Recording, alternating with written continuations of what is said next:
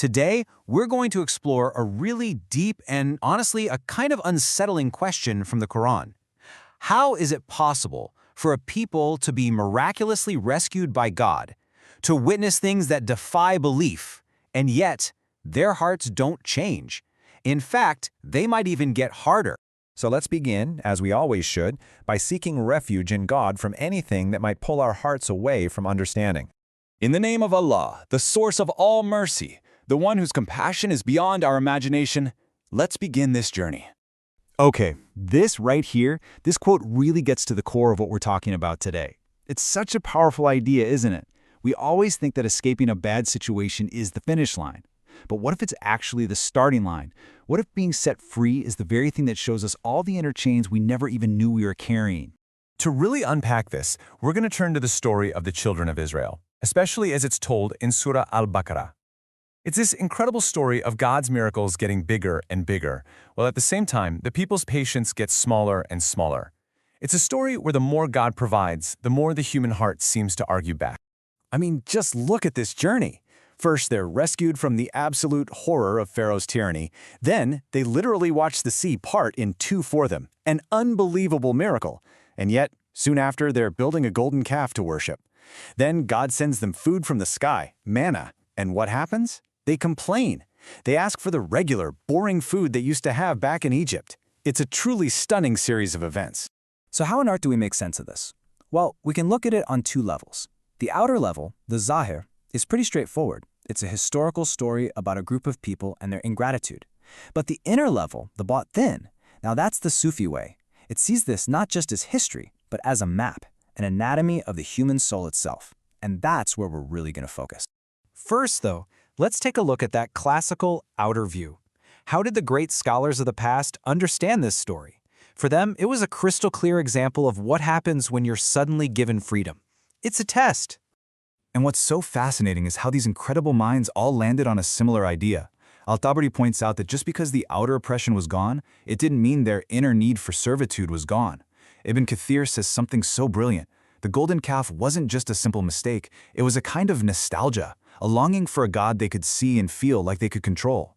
And Al-Rāzī adds this crucial piece: miracles without spiritual training don't just create gratitude, they can actually make your desires grow even bigger. The main point they all saw: freedom didn't fix them, it just revealed what was already broken inside. Okay, so that's the outer layer. Now let's peel it back and go deeper. The Sufi masters took this story and turned it inward, looking not at ancient history, but right into the landscape of our own hearts. And this right here illustrates the idea perfectly. Think of Pharaoh as the outer tyrant. You know, the difficult boss, the oppressive situation, that external thing that holds you down. But the golden calf? That's the inner idol. That's our own ego, our own cravings, our attachments. It doesn't shout at us from the outside. It whispers to us from within, long after the outer tyrant is gone. Wow, just let that sink in for a second. The great Sufi master al-Qushayrī just nails it with this one line. You can physically escape the oppressor. You can leave the land. But getting the mindset of oppression out of your heart, that's a whole other battle. And Rumi builds on this so beautifully. He says that when that external force, the whip, is gone, something else takes its place. Our own desire, our own ego, becomes the new master. It's a chilling thought, isn't it? That we can become our own tyrants, maybe even missing the strange comfort of our old prison. So, what about that whole complaining about the food? Asking for onions and garlic when you're getting heavenly manna? Masters like al-Ghazālī explain this is just the nature of our nafs, our ego self. It's not that the ego gets tired of blessings, it gets tired of the sameness of blessings. The complaint wasn't really about the food, it was a kind of spiritual boredom, a deep-seated rejection of the peaceful consistency that comes from God. And this is where the story stops being about them, way back then, and starts being about us, right here, right now. The Qur'an is a mirror, and it's time to turn that mirror on ourselves. This is really the heart of it all. When God takes a difficulty out of your life, maybe it's a toxic job, a painful relationship, some heavy trial, what part of you, in the quietest moments, actually misses it? And you might think, why on earth would I miss something that was painful? But think about it. Was it the familiarity of it? The pain was at least predictable. The chains were heavy, sure, but you knew them. That little idol you served might not have asked for much, but it promised this false sense of comfort, this illusion of control that the wide-open space of real freedom just doesn't have.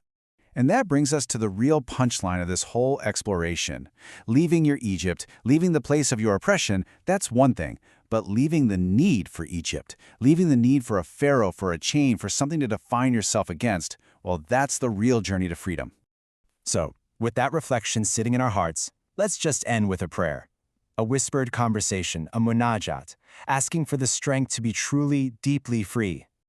O breaker of seas, break what still enslaves us. Do not let our longing return us to the chains you shattered. Amen. Thank you so much for joining me for this exploration. All of these insights were beautifully compiled by Mir Ali Shah for Living the Wisdom of the Quran. I really encourage you to seek out his work if you want to go deeper into these ideas.